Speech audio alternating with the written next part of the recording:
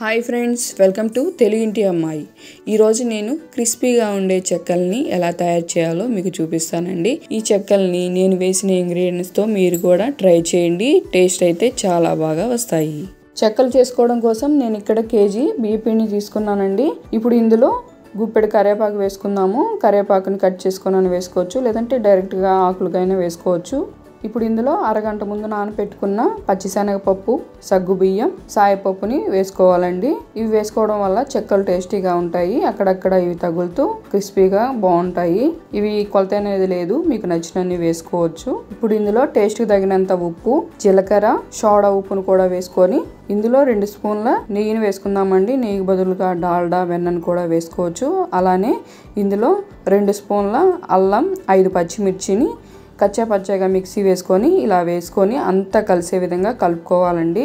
ఇలా కలుపుకున్న తర్వాత గోరువెచ్చని వాటర్తో పిండిని సాఫ్ట్గా అయ్యేంత వరకు కలుపుకోవాలండి. మరీ ఎక్కువ వాటర్ వేసుకుంటే మనకి చెక్కలు చేయటం ఇబ్బందిగా ఉంటుంది. తక్కువ వాటర్తో పిండిని అంతా సాఫ్ట్గా అయ్యేంత వరకు కలుపుకోవాలి. ఇలా కలుపుకున్న పిండిని ఇలా చిన్న చిన్న బాల్స్గా పెట్టుకొని పక్కన పెట్టుకోవాలండి. మనకి చెక్కలు చేయడానికి ఈజీగా ఉంటుంది. ఇలా ముద్దలుగా చేసుకున్న పిండిని ఇలా చెక్కలుగా చేసుకోవాలి. నేను ఇలాగా కవర్ మీద చేసుకున్నానండి. కవర్ కొద్దిగా ఆయిల్ వేసుకొని దానిపైన ఉండలు పెట్టుకొని దానిపైన కవర్ పెట్టుకొని గ్లాస్తో ఇలా రుద్దాను. మీకు కావాలంటే పూరి ప్రెషర్తోనైనా ఈ చెక్కలను మీరు తయారు చేసుకోవచ్చు. తయారు చేసుకున్నాం కదండి చెక్కలుగా, వాటిని ఆయిల్లో వేసుకొని ఫ్రై చేసుకుందాం.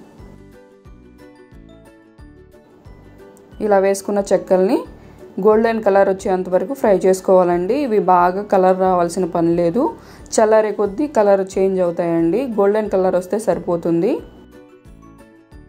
ఇలా ఫ్రై చేసుకొని వీటిని ఒక గిన్నెలోకి వేసుకుందామండి.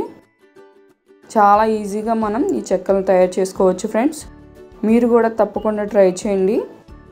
చెక్కలు అయితే చాలా టేస్టీగా ఉన్నాయండి. మీరు కూడా తప్పకుండా ట్రై చేయండి. ఈ వీడియో కనుక మీకు నచ్చినట్లయితే ప్లీజ్ అండి లైక్ చేయండి, షేర్ చేయండి, సబ్స్క్రైబ్ అవ్వండి.